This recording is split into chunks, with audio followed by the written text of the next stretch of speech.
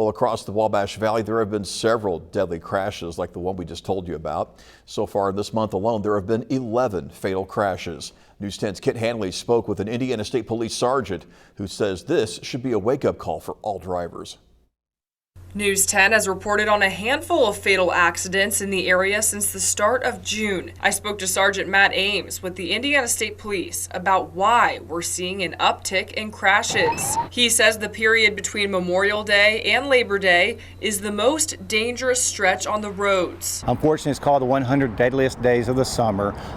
Due to the fact that there is more traffic out, a lot more families are out traveling, taking vacation time, and we're getting a new crop of drivers coming in as they're getting ready to go into their juniors and senior years of high school. But he says there are ways you can keep yourself and others safe. Sergeant Ames says to make sure you're mentally prepared to get into the driver's seat. Rid yourself of all distractions. Buckle up.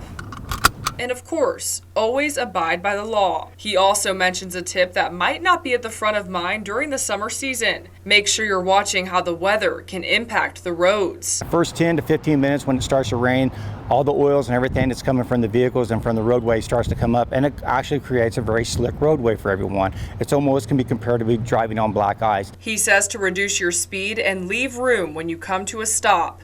Finally, make sure you're making smart decisions, especially when going out.